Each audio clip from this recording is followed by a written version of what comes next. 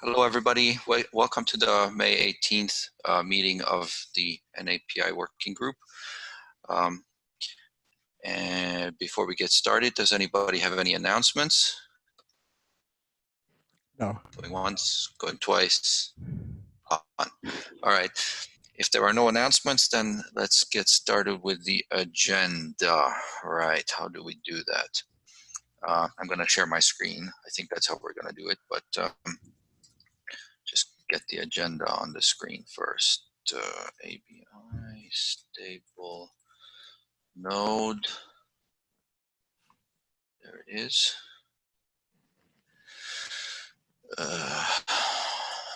Issues.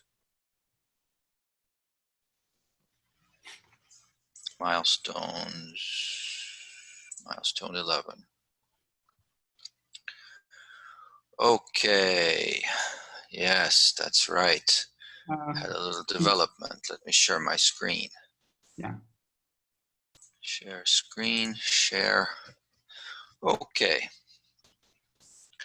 All right, so if y'all can see this, these are the milestone issues. Enable debug testing for add-ons. Yes, this has happened during the last week. Add-ons under debugging core. Yeah, so yeah, there's been an issue in core with the thread safe function deadlock detection.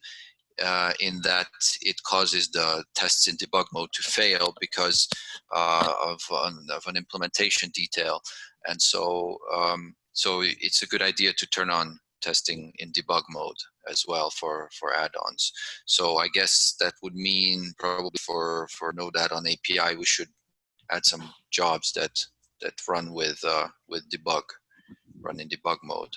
I'm not sure if we can build Node in debug mode because, or rather run with a debug version of Node because we don't ship those. So we'd have to like build Node in order to run, or we can just run the add-on. This is something we should talk about. So test add-ons. All right, so do we need to build a node in debug mode to test the add-on in debug mode? Well, we would have to. We would have to, yes. But I'm not sure how we're going to do that, right? Because in our jobs, we simply download like a release package, right? We don't actually build Node itself. We just build Node add-on API and then run it. So I'm not sure. Maybe this requires two steps, right? Like one, in core, we run the tests in debug mode, and two, in Node add-on API, we add a job that runs the Node add-on API tests in debug mode against the node which is not in debug mode. I think that's the best we can do quickly. Yeah. Yeah, for I this. agree. So okay, so I guess this is something we'll have to look at, because yeah, they were failing in debug mode, and that's not that great. Okay, so then. Okay, so Node SAS, I don't know any news on that because there's no. Let's check on that. Do I have a link here? 387.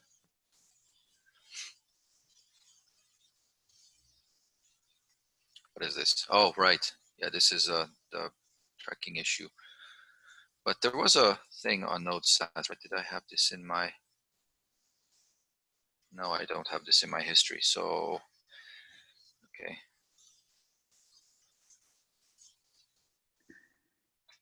Maybe. So I remember. Sorry, go ahead. Yeah, okay. Yeah, you can search here. Yeah. All right. So they had some they had a pull request going on, if I remember correctly. But I'm not sure whatever happened to it here.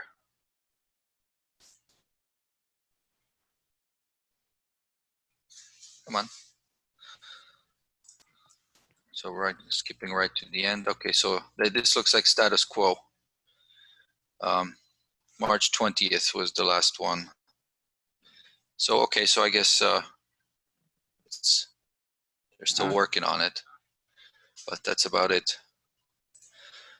Okay, so then now we've checked on it. Okay, so next Node add-on API release. Yeah, you worked on the 2.x. Yep. So yeah, that's that needs reviews, and I think that can land after it's gotten the appropriate reviews. So we have one from Anna. I've been working with her on figuring out how not to make it crash in older versions, and so we figured it out now. We basically we do a runtime check for the Node.js version, because we know that the fix which causes the crash landed in like 10.15.3. So before 10.3, we need to add, we need to run the code differently than after 10.15.3. And so that check is kind of landed as like as a change unique to .x branch, because we don't have this problem in the main branch, if I remember correctly. So, but you know, the thing is, we should probably check the main branch against 10.15.2 as well to make sure that it doesn't crash, because then this might actually have to go on master, because you know that we don't check every change that we make against every Node.js version. We always check against the latest LTS, right? Yeah. So you know, but if it crashes on earlier versions of any of the LTS lines, then we should kind of check that. But you know, practically that's impossible. So you know, but if we have a known crash against an older one, maybe we should have a look. So why don't I mention that here?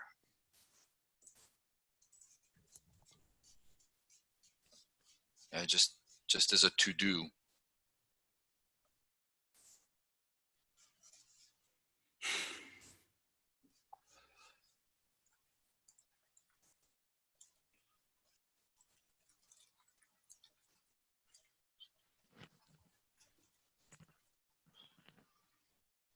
Okay.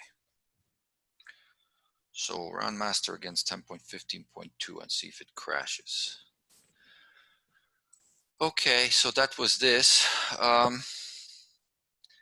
Yeah, I think, yeah, I guess we just need more reviews on that one. So after that, we can have another 2.x release. It'll be interesting to establish sort of a second release line, because we haven't done that before, right? So I guess if we follow the Node.js core model, I think we should be okay, where we have like 2.x staging and master. Hopefully that'll give us the infrastructure we need. Okay, so then transfer and API tutorials. Jim, this one's yours. Right. So I continue to work with Gatsby. I'm able to generate sites, and that's good. The feature I want to get in there is this ability to embed snippets from the live code. Yep. And Gatsby has a plugin architecture. I have located the plugin that implements that feature, and I believe I've got Gatsby configured correctly, and it is successfully generating the site with this embedded snippet plugin. However, it's not honoring the markup, and I have no clue why. So I'm continuing to work at that. I feel the ability to embed the snippets can be really, really valuable, Yep. because if we're doing, say, nightly builds, then we have a lot of confidence that the tutorial code is code that actually runs. So yeah. I'm just going to continue working on that. And then I believe there's been some discussion in the TSC about enabling the GitHub pages, and that's something that they're working through. I don't think that's going to be an issue. It's more of a bigger issue of how different projects are able to run their own repositories. So that's where we're at with this guy. How do you mean is not honoring the markup? Okay, so I'm following the instructions that are, there's like an instruction page for this plugin called Embed Snippet, and it shows you the markdown that you put in your markdown document to indicate I want this section to be populated with the contents of this file. And so I've got what I feel is the correct markdown in the document. At least it matches what the documentation says.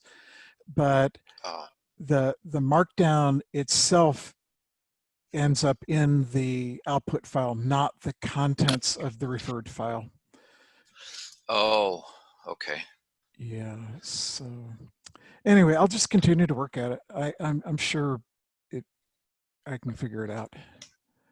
Okay. Yeah. Maybe their documentation is out of date, right? And yes, like you actually need like different markdown. Correct. And I'm looking to see if there's actually a site out there that I can refer to that actually uses this plugin and uses it successfully. So yeah, that may be sense. another approach that I can take. Yep. But yeah, that's where we're at with that. Okay, thank you. All right, so okay, tracking issue for modules. I don't know if there's been any news of modules that have been ported this year. Yeah, I don't know, Nicola. You always have a keen eye out for new modules, but I don't think there's been any major change, has there? No news about this week. Okay. And I've been monitoring the Node SQLite 3 project. They're still in the process of creating the 5.0.0 release. So okay, that's good. Yeah. So yeah, we're doing fairly well still on the climb here. So that's pretty good. We're gonna have, if all goes well, we're gonna have a pretty big milestone here with the 1 million. Yeah, I know, right?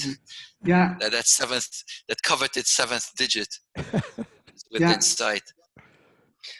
All right, so that's pretty good. Let's see here. Okay, tracking issue. Okay, create matrix of tested methods. I don't know. This is pretty stale. But I guess we'll keep it around when we get to it. Now, burn down list of issues in Node repo. Let's see, GitHub. If there's been anything else, I noticed this deadlock thing, but Node.js, Node issues. Yes, that was correct. Why are you taking that away? There we go. Don't take it away. All right, so yeah, this has been, let's see, what is this? Yeah, so I've been looking at this one. Yeah, it looks like the deadlock detection is it's not possible to do by just detecting whether there's an isolate, because detecting whether there's an isolate is using the V8 API in an invalid fashion, it turns out. So we're gonna have to figure out another way of detecting whether we are on a JavaScript thread or not. Yeah, it's, and doing so efficiently. So not sure where that's going to go, but for now, we're just going to document that one should not call nappy call thread safe function in a blocking fashion from a JavaScript thread, because add-ons, they know they're on a JavaScript thread, right? So because they cannot be on any other thread, add-on code cannot run on any other thread unless they did the threading, or unless it's like an async worker. So whereas we have to start from first principles to determine whether we are on a JavaScript thread or not, because nappy call thread safe function can be called from anywhere, really. And so until we have a good way of detecting that, well, we cannot really implement it. So what we're doing to prevent some major impact is that the enum value that we had added, that's like one of the new nappy statuses that says nappy would deadlock, that status will remain in the enum because we can't remove it anymore because it was released in 14.1 at least. So now we're sort of stuck with it, but it's a good thing because you know, when we do have proper deadlock detection, if ever, then we can just return that value. It's already documented and it's already in the enum, so you know we can build on it. And right now it's there, but it will never be returned by any API because we just don't know when to return it. We don't have a good reliable way of figuring out whether we should return that value or not. But we now have the slot for it, so we've secured the option of implementing this deadlock detection at some future time. So that's that. I haven't, oh yeah, let me do is open because the closed ones are closed. So let's see what else is open currently. Hello. Enter perhaps? Yeah. There we go. All right, so that's in progress. Sec fault. Well, what do you know? We have a sec fault. Oh, wait a minute. Isn't this the one I was looking at?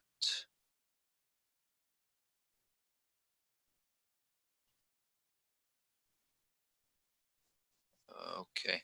All right, this is new. I believe this is new to me. Okay, version 14.2, subsystem and API.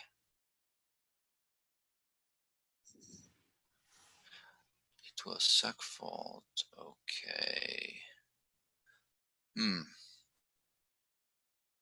This does not occur.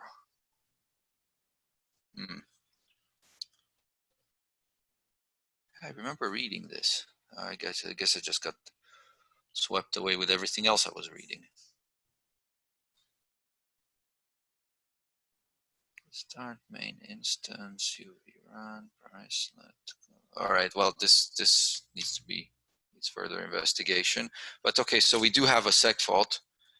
That's kind of a new development, although it's bordering on 2 weeks now. Let's see, what else were we? No, we were here. No, we weren't. We were here. So, okay, so other than that, it's just, I remember this one as well. Oh, yeah, this, I kind of closed this because I added a test.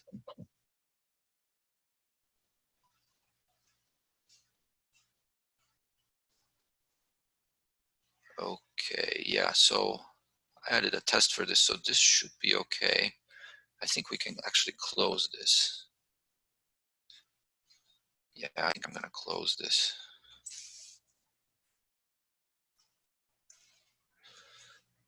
Let's see.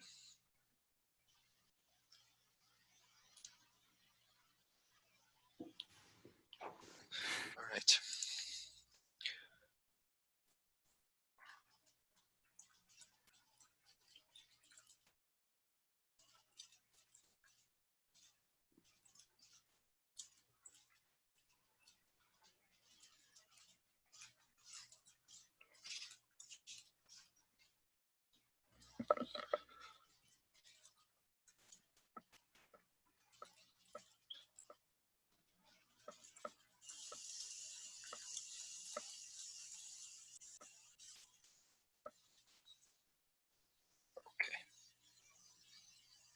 Yeah. All right, so I guess that's one down. So that was this guy. Okay, 10.x backport array buffer detaching APIs. Oh, that's good. Speaking of Legenda cast, let me just make sure that he's not waiting, but he's not. Okay. All right, so this is a backport and it seems to be doing fairly well on approval. So we're good on this one. It just needs to land. It looks like we have, oh, we don't have passing tests. Okay, that's good. So we have these on Node 10. Yeah, although I'm not sure because Node 10 is now in maintenance, if I'm not mistaken. So this may have missed the window. Though we have landed these things before in maintenance releases because to retain an API consistency across release lines. We've done this before, but we'll see. It's always a bigger challenge to land something on a release that is in maintenance, because usually changes are restricted to like security fixes for those releases rather than new features. And this would be Semver minor even. So we'll see what chances we have with that, but that's basically where this is at. Okay, okay, my callback, async event. Okay, this is some work going on. Yeah, LegendaCast would be able to tell us more. Yeah, this is definitely an issue. That thing is okay. This is an old PR. I'm not sure if this is gonna land because it has a performance impact. So I'm not 100% sure about this one. But I guess the rest of them are pretty much they're pretty much status quo. This one will go away once 10 is off the table, I think, because that's the V8 issue. Yeah, I think that's about it. Yeah, if you know of any others that I should bring up, then please let me know. But as far as I can tell, these are pretty much the most relevant ones. So then we turn to, sorry, go ahead, Nicola. Maybe we can take a look at another Node API repo. Yep, We have absolutely. All right. Oh boy, we have quite a few here. So let's see. Ports not opening.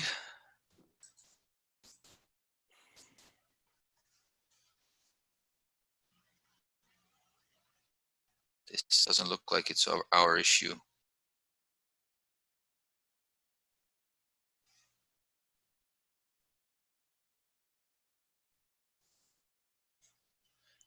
Yeah, okay.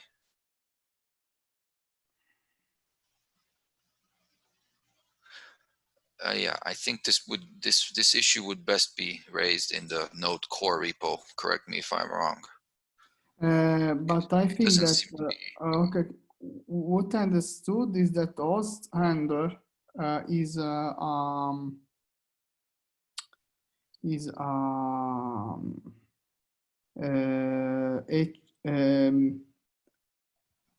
C++ server, so he won't use its own implementation, I think.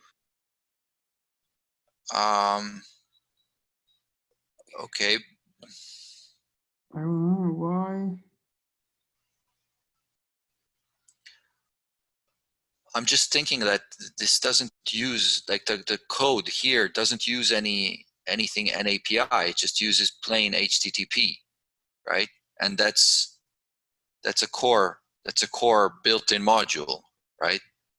Yeah. Okay. Yeah. So I don't know if we are even involved in this. So I will recommend that they reopen the issue in Node Core. Yeah.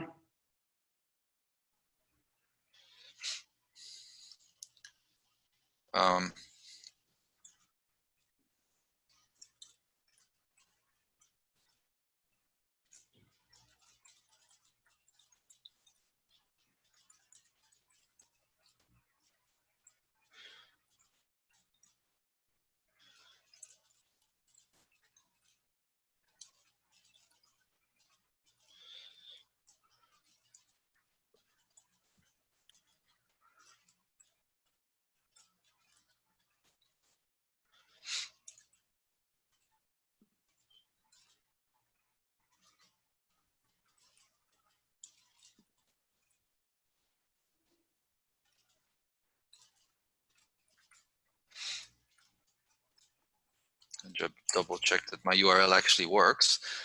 Yep, that's the one. Okay.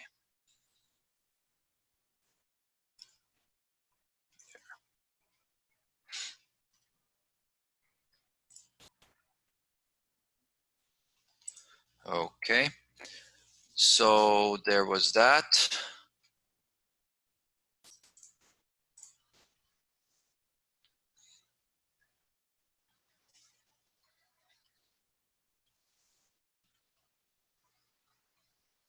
Add-on data. Yeah, I think that this is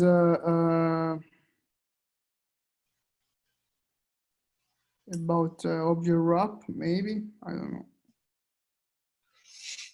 Strict, okay. Ah, wait a second. Interesting. So this is running on a worker thread. It's main thread.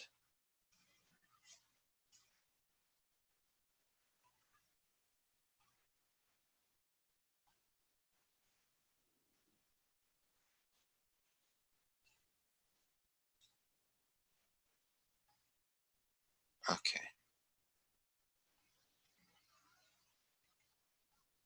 Okay, but what if is main thread else? Okay, got it. Right. Ending name. I see. Make sure it's instance data. Okay. So doing instance data on a worker thread. Oh, okay. This is not bad. It fails on Node 14.2. Yeah, interesting.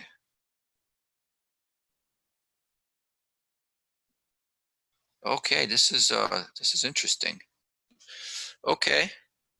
Yeah, this is definitely one to look into.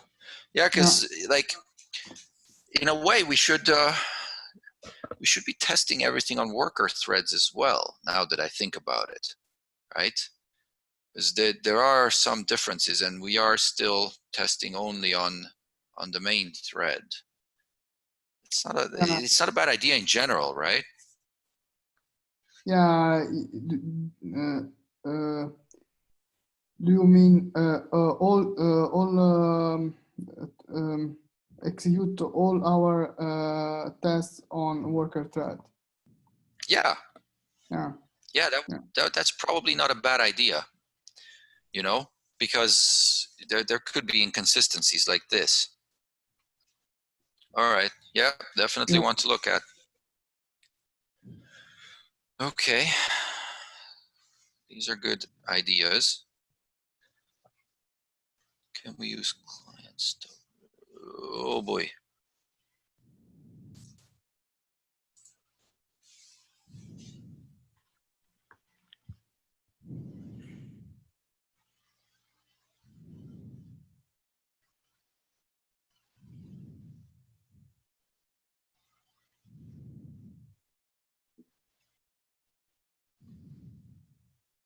Okay.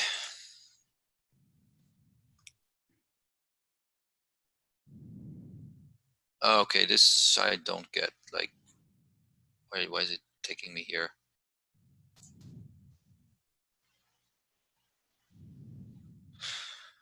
Right. Anybody else have any ideas about this one? Because, wait, what did I do? Did I just close it?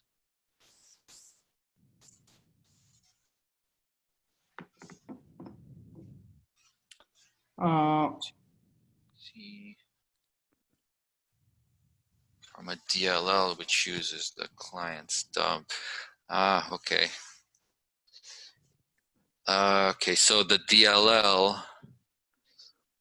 Okay, so so basically, it sounds like they're asking for bindings for the DLL, so that they might use the DLL from Node.js. That's how I interpret this. Yeah, that's. I think that's right, Gabriel. Yeah. Okay.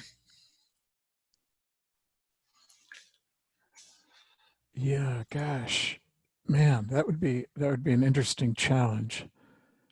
Well, it's a new set of bindings, right? It's a new add-on. Because I mean, it doesn't matter what the DLL does, right? If you want to use it from Node.js, then you have to write bindings for it. That's how I look at this. Yeah. But, as far as I can tell. In all of my experience, we build essentially a shared library, and so I'm not clear how you would, because DLL is essentially already binary, if I understand correctly. And so how that would link in, would that, I think it would be an interesting project. I don't know how straightforward it's going to be. Well, I mean, if they have control over the DLL, right, then you can turn the DLL itself into an add-on by just adding the init, right, and some binding. Right. If they don't have control over the DLL, but they have the header files to it, yes, then you build your own DLL, which links to that DLL and provides the binding. Right, there you go. Yes, okay. Right. So either way. Yeah. Or maybe you can create the lib file, and then you use it. Yeah, essentially in some add-on, I have this lib.lib file and a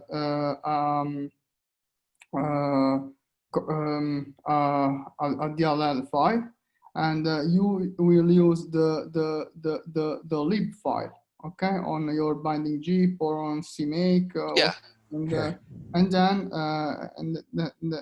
and that's it. So this is the otherwise you could import the DLL from your code, but I don't like this approach. Mm-hmm.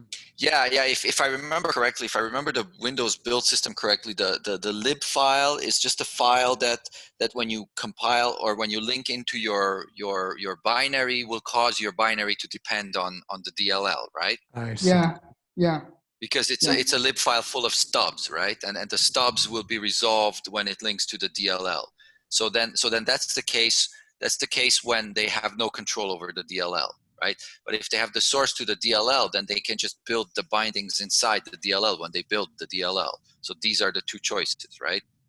Yes. So the lib file is if they don't have access to the source code for the DLL, and otherwise they can just change the source code to also include some Node.js bindings, and then it's a perfectly fine DLL, and now it also has Node.js bindings.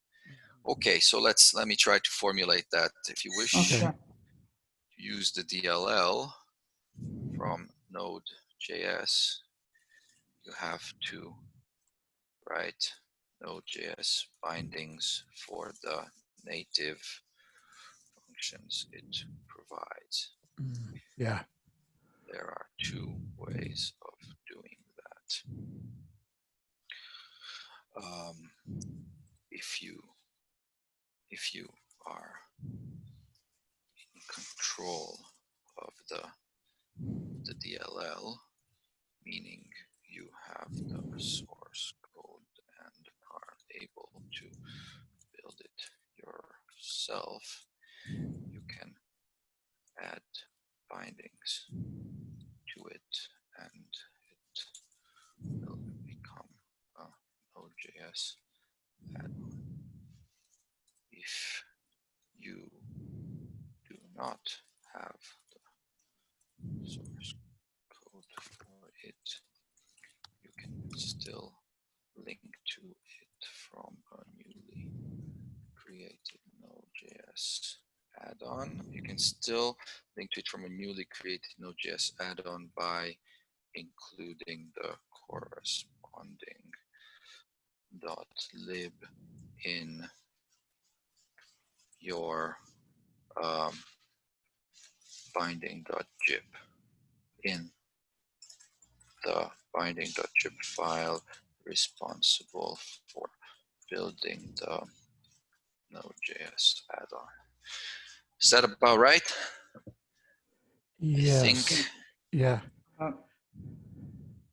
Can we follow his link again just to get orientation? Sure. So files generated for an RPC interface. Middle compiler generates C language stub and header files necessary to create the interface between the client application and the server application. Okay, so Okay, the following. Okay, so it sounds like they're using generated source code, right? Right, exactly. So then they have the C. Okay, so they have the source code to the library, because I'm assuming Right. they take the C code and they build it into a DLL, right?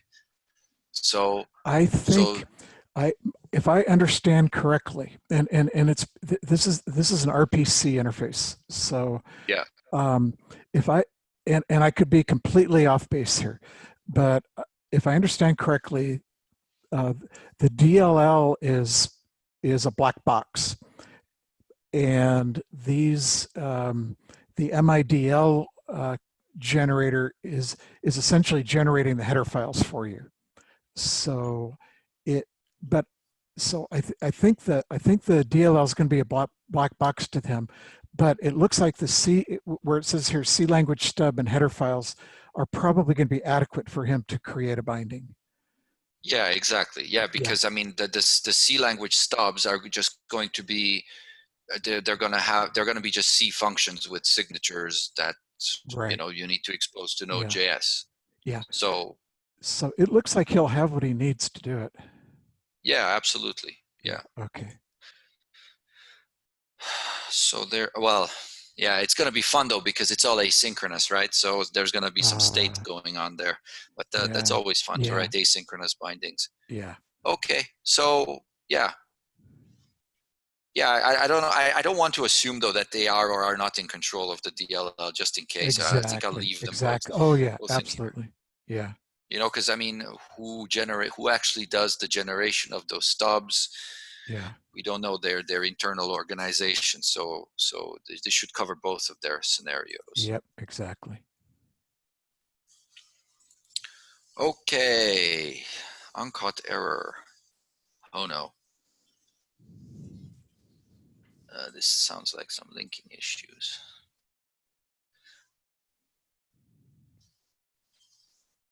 Node RFC.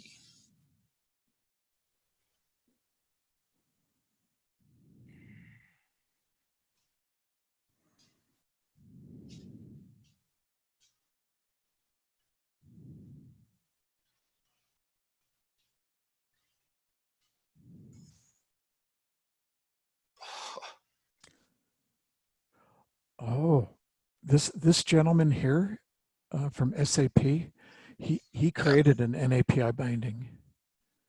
Yeah. Surgeon.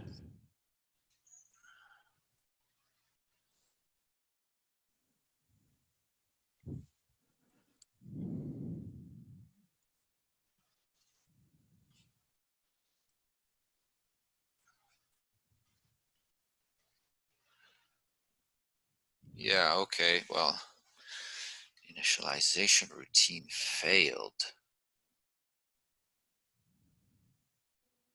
Let's see what it says here.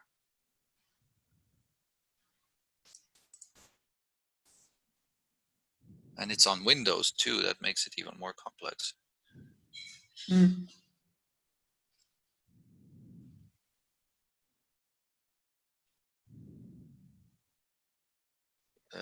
This is, okay.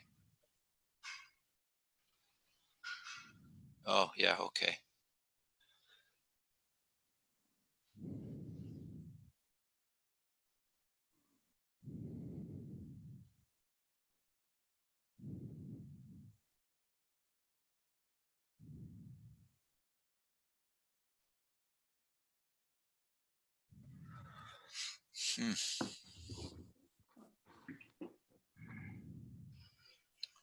Initialization routine failed.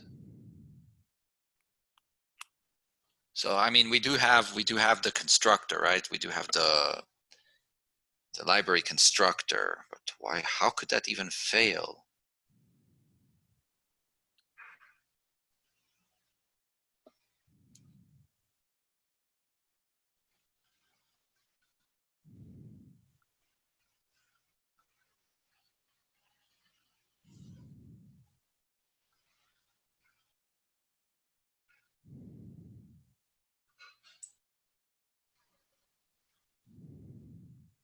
Oh, and it's electron too. Wow, this is a little. There's so many moving pieces here. Yeah. Whew. Yeah, I don't know. I think I might just let the electron folks figure this one out, Yeah. because it is not Node per se. But yeah. Okay. Yeah. Let's have a look at some more issues, because we're not going to catch them all anyway. So where was this? Here, and then here, and then we had an answer for this one. Okay, usage of passing wrapped Node.js. Oh boy. Yeah, I don't know if you can do that.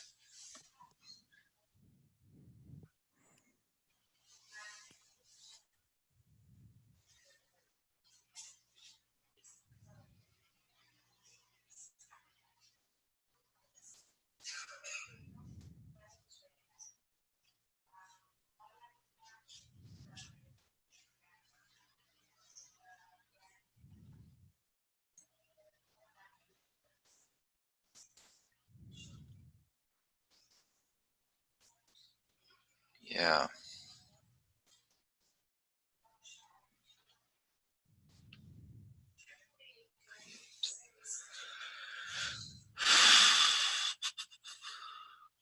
Following code is add on my okay. Is main if you're on a worker thread.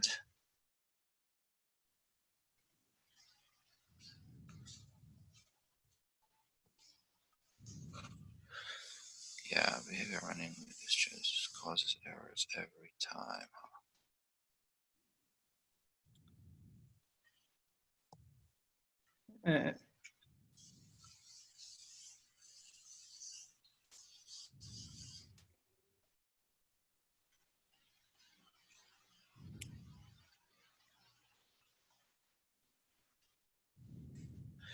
Yep, this is another reason why we should test on worker threads.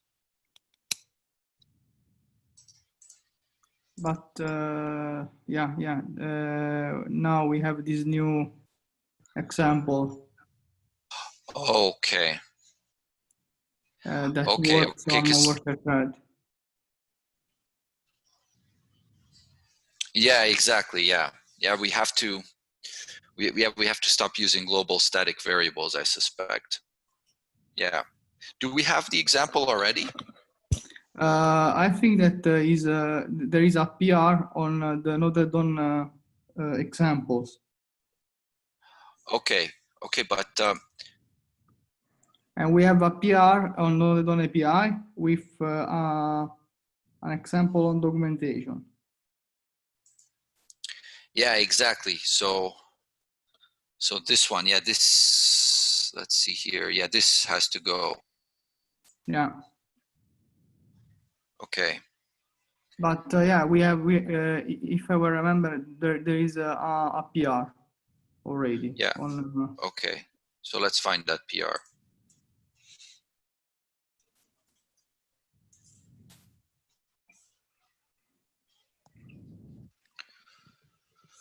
yeah.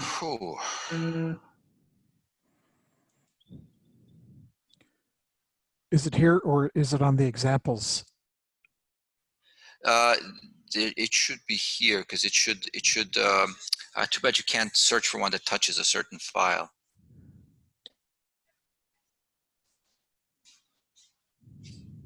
Holy cow, we have a lot of PRs.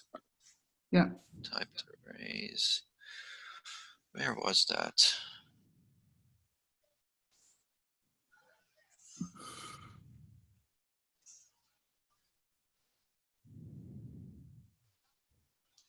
Okay, I don't see it. Yeah, maybe it's on. It's on examples. Yeah, it's an example. Okay, so we also need it here then. Yeah. Yeah.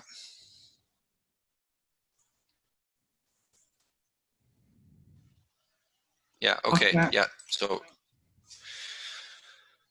Oh, right.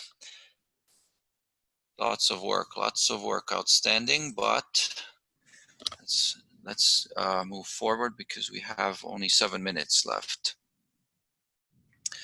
Where were we?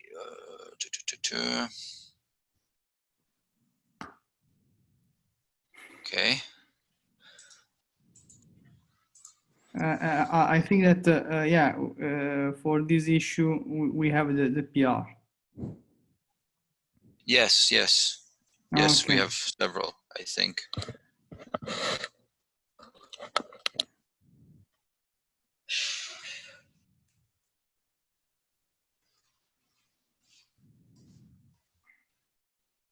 Yeah, that may be. Well, wait a minute. Is this for thread safe function? Is this for? No. Not that I can tell. This might be different because we do have some issues with object wrap as well. Oh my goodness! Wow, it's a whole Build new type chapter. Yeah, yeah, it's debug. Yeah, which would make it seem like it's thread safe function, but not necessarily. I'm working on this. It's a long process. I'm trying to reproduce all the workflow here and see if yeah, it's right to expose these all the symbols. Oh yeah, yeah, yeah. Yeah. So essentially, he uses the symbols on the dev file to create a fake library, you know. So yeah, yeah. So this is the process. But yeah, I want to investigate more deeply this week. Because yeah, it could be useful have this kind of exporting symbol. So correct me if I'm wrong. Is the person doing this? Is the reason for doing this to ensure that you do not link to any symbols that are not ABI stable?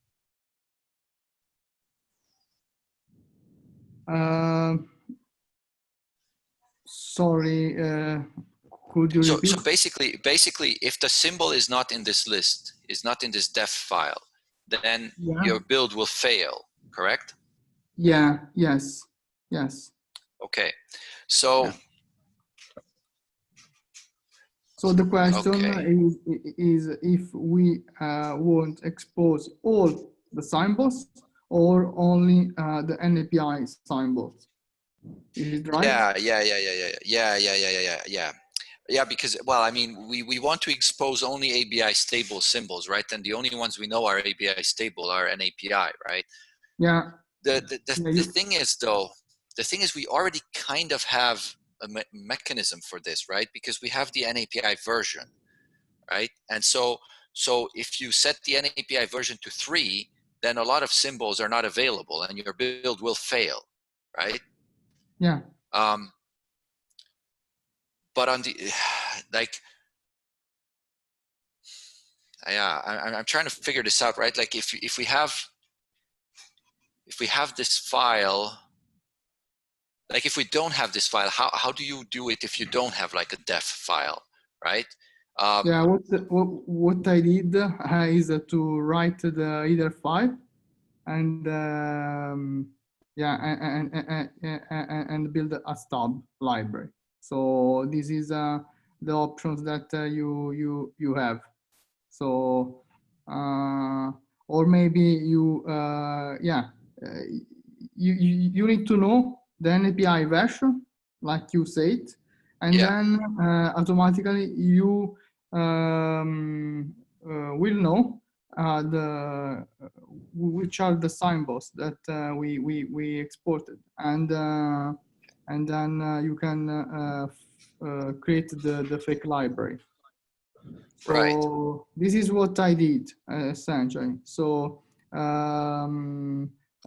take an API version, and then I had a map with all the symbols exported in different version, and then I create a stub library. So this is my workflow, and I was curious about what this guy did. So, but essentially, what I understood till now is that he used the symbols inside the node.dev file to create a stub, to create a fake library, like I did. Right. Yeah. I'm just trying to figure out like these def files that are the result. Are these, should we include these in the source code, like in the repository, or are they build artifacts? Because if you have to, sorry, go ahead. I think that they just included in the repo, and then they used a tool to automatically create NAPI stub, an API stub library using this node.dev file. So they just pushed this file by hand. Right. Yeah. So yeah, because the thing is, like, if we add new APIs, then these files have to be updated, right? And yes, we don't want to risk them getting out of sync, right? Yeah, but we need to update this file at every release of an API. Essentially, Yeah. when we release a new version, we need to update this file. But what about experimental APIs? So we might have a version of the file that includes all experimental APIs. So then we have to update that one every time we add an API. Yeah, right? Or are we only going to have stable ones? We can have two files, in my opinion. One experimental and another stable. So yeah, this is the solution that I think that could be reasonable to me and simple. So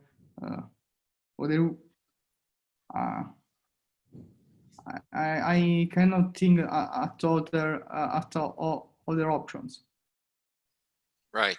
Yeah. Because I mean, ideally you'd want like one def file for an API version, right? So the def file for an API version 3 has fewer symbols than the def file for an API version 4 and so forth, right? And then the experimental one has the most symbols, but then this is going to become an exercise in updating all the def files, so and what I don't understand is if you can limit the header using using the NAPI version mechanism, if you can limit the header to certain functions, then why do you need the def files, right? Because your build will fail if you just set NAPI version to 3 and you use like thread safe function. It's not going to work, right? It's not going to build. Just the same as if you tried to use thread safe function and you linked against like napi-3.def, right?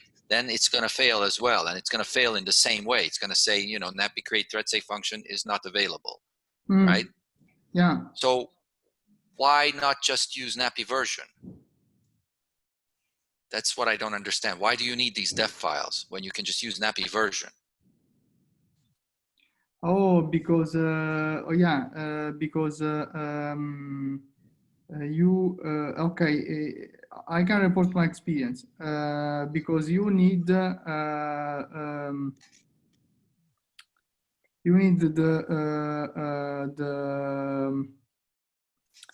okay, the linker requests to you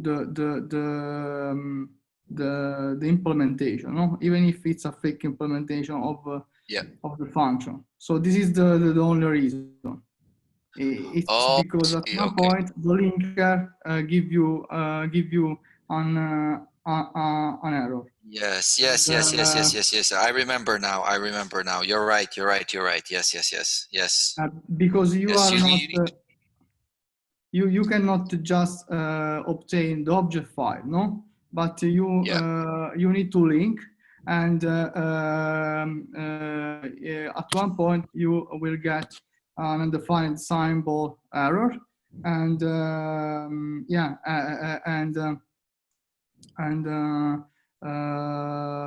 you need to have at least a fake Yeah. library. Yeah. And that's the def file. Yeah. Yeah. Because Yes, yes, yes, yes. there is a tool under the mean GW that help you starting from the def file to obtain the library, the fake library. So Okay, but wait a automatically. second. But wait a second. If you use snappy version, right? You don't even get to the link step, because when you're compiling your code, it will say, like when you're compiling the C file, before you even do any linking, it will say this function is not available, right? So your build will fail because the function, okay, but you still can't link in the end if you don't have the def file, right? Like even, yeah, okay. So if you use a function that is not part of your NAPI version, then the compile will fail. But if you don't, if you comply with your NAPI version, then the link will fail because you don't have the def file. Okay, never mind. All right. Thank you for reminding me. Yeah, it's The original, it's not easy task to do this. Yeah. the original. Yeah, I want to continue to work. Yes, Jim, sorry. I'm sorry to interrupt, Nicola. The original poster says he's creating this file by hand, and that he could automate it if he had access to the correct node exe. So I wonder if he's able to automate it, if we could include it with our CI. Yeah, but yeah, we could, but the problem is the resulting file has to land in the repo, so the CI would have to have commit access to the repo, right? But what I'm thinking is when the node exe is built, that we create the def file using his automated tool. Yeah, but yes, and we do that in the CI, right? But then what do you do with the def file after it's created? Okay. I see what you're saying. Yeah. Right, so you'd have to commit it back to the repo, which is Yeah. okay, which has been done before. I mean, it's not unheard of, but we do have to implement that. Yeah. And yes, we could we could hook into each, we could hook it to each new node release, and create the files, and then, you know, if there are any differences, then commit them to our repo. We could do that, but you know, that's something we have to implement. Yeah. It's sort of a bit of infrastructure that we have to implement. Yeah, I see. Maybe maybe we could implement a package, a module that do this, and he could use in his infrastructure to in his build system, just to. Well, you know, come to think of it, Okay. I'm not sure how the linker does the paths in Windows, but if we had an npm package that just contains the def files, you know, it would make sense to just automatically generate that npm package every time there's a Node.js release, right? And then that would be, it would be separate from Node add-on API, because, you know, we don't release as often and so forth. But having like an npm package with just the def files just as we are an npm package with just header files, you know, that might be the way to go. And then you know, you can sync the release of the npm package to the release of Node.js and have one for each version. But that would mean the def files are not in the Node.js API, that they are in this new package, you know, in a new repo. That might be better because you could synchronize better that way.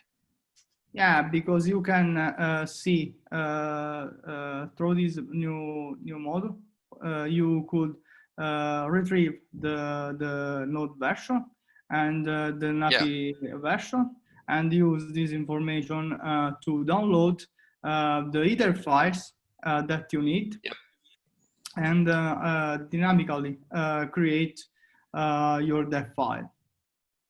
Yeah, exactly. I mean, if you think about it, the repo for this package would not be a repo to which you commit by hand. It would be a repo to which the CI commits automatically and builds automatically and publishes automatically.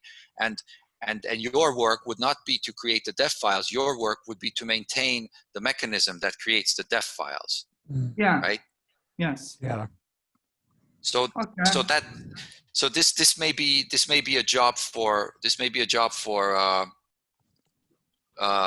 like a new repo. So, you know, we might want to just do like Node-def or something, like under Node.js to start a new repo, Node-def, and then that would create the package, you know. And then, because the thing is, if we put these def files into Node.js API, right, then you know, we are essentially making sure that they will never be in sync, because we don't release Node.js API as often as Node releases Node, right? So, you know, we'd want something that is released as often as Node.js, exactly as often as Node.js. Yeah, we need to make a release of Node.js API at each release of Node. Yeah, or you know, and we don't do that, right? We have our own release schedule, right? So if we don't want to force ourselves to do that every time, then the def files have to be in their own repo, right? On the other hand, if we're okay with releasing, even though we have no changes except for the def files, right? Then okay, then they can be in this repo. Yeah, you know? It will become more complicated. Yeah, and the thing is, yeah. And then there's also the problem of you know, the version. How do you know which version of Node.js API has the latest and greatest files for Node, right? And you know, the def files, they may be different for Node 14 than they are for Node 12, because not everything gets backported, right? And if a release appears in which, let's say, the latest NAPI is only available in Node 14, then the same def file cannot be used for Node 14 as for Node 12, right? So you basically, I'm thinking that if we do this in a separate repo, then the versions of the npm package that are available on the npm repository, they coincide with the Node.js version, right? So you have like Node-def version 14.2.0 and Node-def version 12.12.0, you know, and Node-def version 10.17.0, right? So then if you want to build against Node 14.2, then you get Node-def 14.2, you know, to be able to tell which NAPIs you have. But then again, I'm not sure if we should key on the Node version or the NAPI version, because, you know, this being NAPI, we shouldn't care about the Node.js version, right? Yeah. So yeah, lots of things to think about. But the truth is that if we create a Node.js API version every time we have a core NAPI version, that's reasonable, right? And if these files only change when there's an NAPI change, then it's also reasonable to have them in this repo, right? Okay. All right. Okay, Gabriel, now I have more information on this, and I will work this week, and yeah, I will try some solutions, and I will update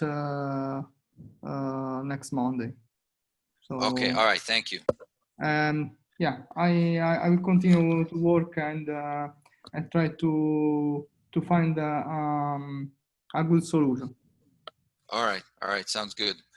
Okay, I think we're way over, so why don't we just Yeah. call it a meeting then, and then we'll go from there.